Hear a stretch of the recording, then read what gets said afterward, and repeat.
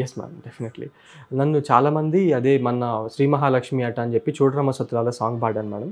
అది చాలామంది మళ్ళీ ఆ సాంగ్ ఒక్కసారి ఒక 2 చరణాలు ప్లస్ ఒక పల్లవి పాడండి అని చెప్పి they were asking me madam. So okay, నేను ప్లీజ్ అదే ఒకసారి ఈ మీడియం ద్వారా ఐ వాంట్ టు టెల్. తప్పకుండా సార్. చూడరమ్మ సతులాల శోభాన పాడరమ్మ, చూడరమ్మ సతులాల శోభాన పాడరమ్మ, కూడున్నది పతి చూడి కుడుతనాంచారి శోభానే శోభానే శోభానే శోభానే. శ్రీ మహాలక్ష్మి అట సింగారాలకే మరుదు, కాముని తల్లి అట చక్కదనాలకే మరుదు. శ్రీ మహాలక్ష్మి అట సింగారాలకే మరుదు, కాముని తల్లి అట చక్కదనాలకే Marudu.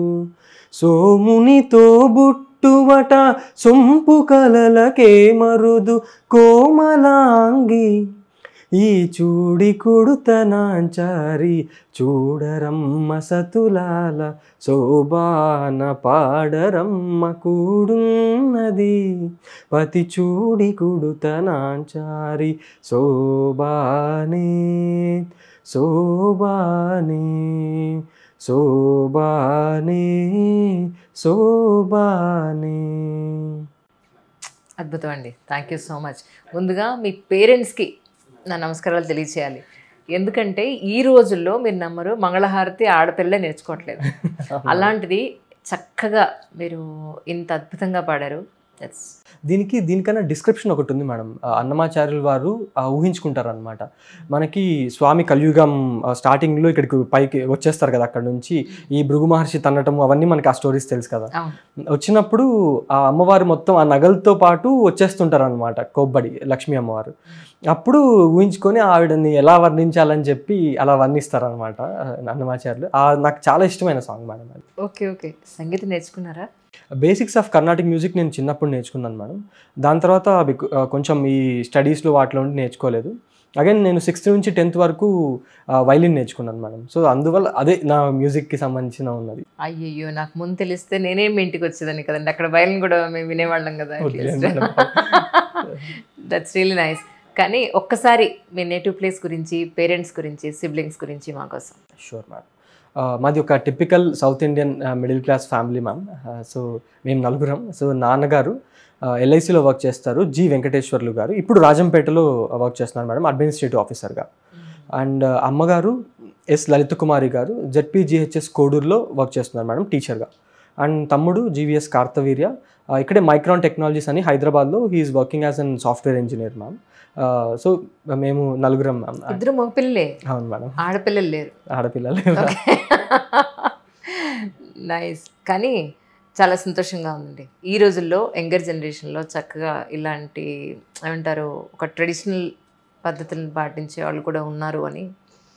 That's fantastic really. Thank you. కానీ ఫస్ట్ అటెంప్ట్లోనే 22nd ర్యాంక్ ఎలా సాధించారు? ఫస్ట్ నాకు అది చెప్పరా ప్లీజ్, ఐఎమ్ సో క్యూరియస్. అంటే ఈ ఎగ్జామ్ నేను అనుకుంది ఒకటే మేడం. నాకు basically demand of the exam కొంచెం ఈజీగా అర్థమైంది. చాలామంది ఆస్పిరెంట్స్లో నేను చూసింది ఏంటంటే డిమాండ్ ఆఫ్ ది ఎగ్జామ్ సరిగ్గా అర్థం కావట్లేదు మేడం. చదువుతున్నారు, నాకన్నా ఎక్కువ హార్డ్ వర్క్ చేసిన వాళ్ళు, నాకన్నా చాలామంది బ్రిలియన్స్ ఉన్నారు, కానీ ఇదొక్కటి కొంచెం చాలా వరకు మిస్ అవుతున్నారేమో అని అనిపించింది మేడం. నేను అది పట్టుకోవటం వల్ల ఫస్ట్ అటెంప్ట్లో వచ్చే ఛాన్సెస్ ఎక్కువ అయ్యాయి అని చెప్పి నేను అనొచ్చు మేడం. అదేంటి చెప్పండి మా కోసం. ఇప్పుడు ప్రిలిమ్స్కి మెయిన్స్కి డిఫరెన్స్ ఉంటుంది మేడం చాలా. సో ప్రిలిమ్స్కి వచ్చేసరికి ఈ ఇయర్ మినహాయిస్తే ఇంతవరకు వచ్చిన కొన్ని ఎలిమినేషన్ టెక్నిక్స్ కానివచ్చు, లేదా ఎంతవరకు లిమిటెడ్ నెంబర్ ఆఫ్ రిసోర్సెస్ పెట్టుకోవడం కావచ్చు, multiple revisions and analysis from previous years questions చేయడం వల్ల కానివచ్చు, వీటి వల్ల ప్రిలిమ్స్లో సెలెక్ట్ అయ్యే అవకాశం ఎక్కువ పెరుగుతుంది మేడం. అండ్ మెయిన్స్కి వచ్చేసరికి అగైన్ సేమ్ లిమిటెడ్ రిసోర్సెస్ పెట్టుకొని multiple revisions with very crisp short notes ఉండాలి మేడం. అంటే ఇది ఉండడం వల్ల ఛాన్సెస్ అనేవి ఎక్కువ అవుతాయి. బట్ అగైన్ మనం మెయిన్స్కి వచ్చేసరికి సబ్జెక్టివిటీ ఉంటుంది, ఎందుకంటే మనం ఒక హ్యూమన్ కూర్చొని కరెక్షన్ చేస్తారు పేపర్స్. సో అది ఉన్నప్పుడు ఖచ్చితంగా ఒక రకమైన సబ్జెక్టివిటీ అనేది ఉంటుంది మేడం. సో దానికి మనము లక్ అనే ఒక పేరు పెట్టుకుంటాం అనమాట జనరల్లీ. సో మేబీ ఆ లక్ కూడా నాకు కొంచెం ఫేవర్ చేయడం వల్ల మేబీ ఇది అయినట్టుంది మేడం కొంచెం. అంటే మీరు ఏ స్ట్రాటజీ మీద ఫస్ట్ అటెంప్ట్లో మీరు సాధించగలిగారు అని అంటే? ఈ ప్రాపర్ స్ట్రాటజీ అంటూ ఏం లేదు మేడం. నా స్ట్రాటజీ ఏంటంటే స్ట్రాటజీ లేకపోవడమే అనమాట బేసికల్లీ. అయ్యో ఓకే. సో నేను అదే మేడం, ఇనిషియల్గా నేను నాకు చెప్పినట్టు మనకి యూపీఎస్సీ క్లియర్ సిలబస్ ఇస్తుంది మేడం మెయిన్స్కి. సో ప్రిలిమ్స్కి కొంచెం వేగ్గా ఉన్నట్టు అనిపిస్తుంది, కానీ మెయిన్స్కి వచ్చేసరికి మాత్రం వెరీ క్లియర్ సిలబస్ ఇస్తుంది మేడం. ప్రతి కీవర్డ్కి మనం రాసేటప్పుడు ఒక 2 pages ఆఫ్ A4, ఇనీషియల్గా 2 pages ఆఫ్ A4 షీట్ నేను నోట్స్ చేసుకునేవాడిని మేడం.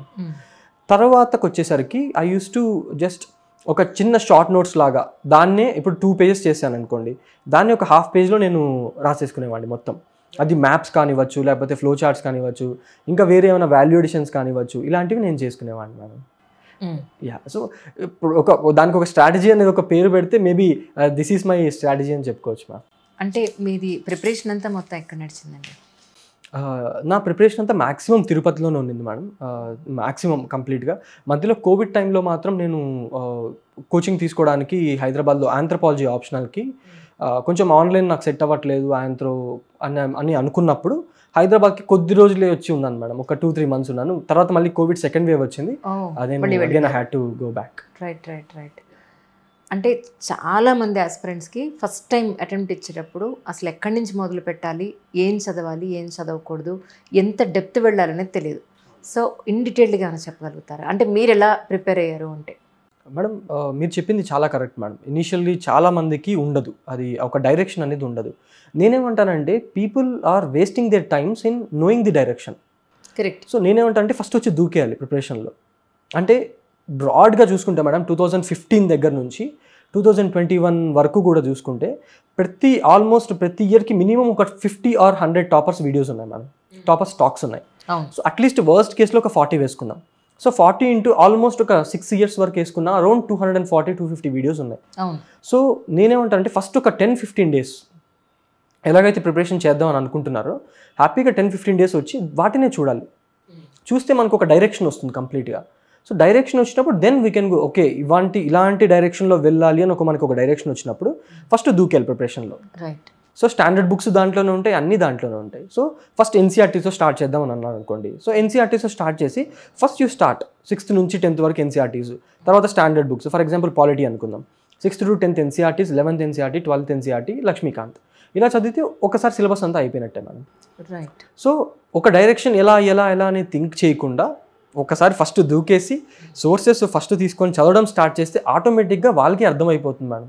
అంటే ఒక 2-3 months తర్వాత మనం వెళ్ళేది కరెక్టా కాదా అనేది వాళ్ళకి నాకు తెలిసి క్లియర్గా అర్థమైపోతుంది. దెన్ అప్పుడు మెంటర్షిప్ కానీ, టెస్ట్ సిరీస్లు కానీ, మెయిన్స్ ఆన్సర్ రైటింగ్ కానీ స్టార్ట్ చేసుకోవచ్చు మ్యామ్. మీరు ఎవరి వీడియోలు చూసారు? నా ఫేవరెట్ మేడం అయితే ఆర్తిక్ శుక్లా మేడం అని చెప్పి 2015 బ్యాచ్ IAS అనుకుంటాను మేడం. సో ఫస్ట్ వీడియో నేను చూసింది అది. సో ఆర్తిక్ శుక్లా గారి దగ్గర నుంచి తర్వాత అనుదీప్ దురిశెట్టి సార్ వీడియో కానీ, తర్వాత పృథ్వీతేజ్ సార్ వీడియో కానీ, ఇవన్నీ కూడా నేను I use to watch madam చాలా. అందులో కల్లా ఎందుకంటే ఆర్తిక్ శుక్లా మేడం కూడా డాక్టరే అనమాట. నేను డాక్టర్, మేడం డాక్టర్ కాబట్టి సో అలా కనెక్ట్ అయ్యాను నేను మేడం వీడియోకి.